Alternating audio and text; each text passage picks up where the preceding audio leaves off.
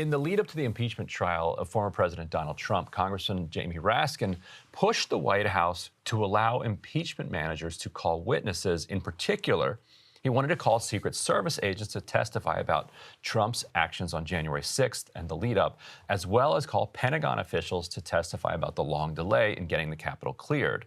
That's according to the new book, Unchecked, the untold story behind Congress's botched impeachments of Donald Trump. Now, I got an early copy of the book, which comes out today, and I talked about another scoop in it a few weeks ago about how Nancy Pelosi rejected attempts by rank-and-file Democrats to impeach Trump on the night of the insurrection. This new bit of news is particularly interesting, given that the clinching argument made by the January 6th committee related directly to Trump's attempt to practically carjack the beast. Here was their blockbuster testimony from a former White House aide. "I'm the effing president. Take me up to the Capitol now." To which Bobby responded, "Sir, we have to go back to the West Wing." The president reached up towards the front of the vehicle to grab at the steering wheel. Mr. Engel grabbed his arm, said, "Sir, you need to take your hand off the steering wheel. We're going back to the West Wing. We're not going to the Capitol." After the testimony, Trump denied it happened. Here was his little stand-up bit making his case. You know what else I don't want to talk about? How about that phony story? I'm sitting in the back of the beast. I wasn't sure if I should be honored because I felt very strong. And I had these two big, strong Secret Service guys. If one guy could lift 350 pounds, no problem. And I said, "Take me to the Capitol." "Oh, sir, can't do it." So I grabbed the steering wheel. The commandeer of the plane. And he rebuffed me, she said. He rebuffed. Interesting word. He rebuffed me, yeah, like this. He rebuffed me. So my hands fell around another powerful guy, strong as hell. I know these people. These are very strong people. It's just not my deal. And I started to choke him. I felt, when the story came out, some people said, "I never knew you were that strong physically." And then they said I started throwing food all over the White House. No, I have too much respect for the White House. But that somebody could sort of believe, that you could.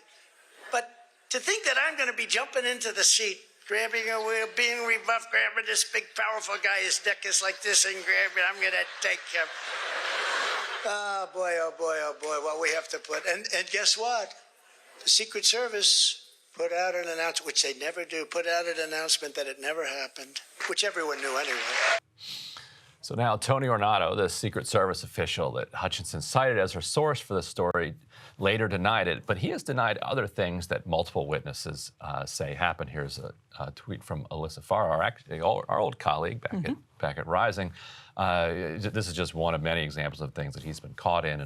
And Carol Leonnig, actually, who won a Pulitzer for her reporting on the Secret Service and is as well sourced there as anybody, put her here next, said that the agents denied that Trump physically attacked them, as Trump did, but confirmed that he was furious and demanded to be taken to the Capitol.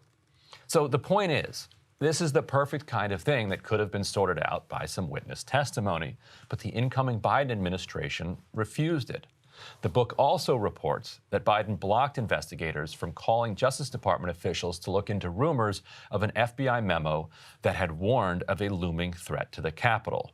Rachel Bade and Karen DeMargin write, quote, "The document would have helped Raskin's team make the case that the president knew of the threat of violence before he urged his supporters to march on the Capitol. But justice officials told him that disclosing it would complicate upcoming prosecutions of rioters.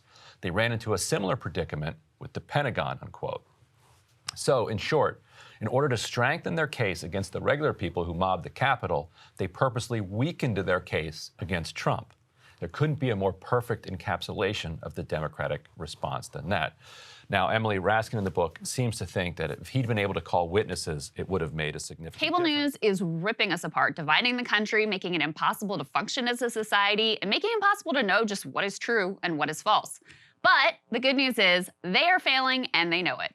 That is why we're building something new, a new mainstream, a healthier one, something more trustworthy, something that we are going to need in one of the most pivotal times in American history. We are building up here for the midterms, for the upcoming presidential election, but we need your help. So if you can help us out by becoming a premium member today at breakingpoints.com, we're trying to change America for the better and the entire world. So what are you waiting for, guys? Go to breakingpoints.com and sign up and help us build a new mainstream.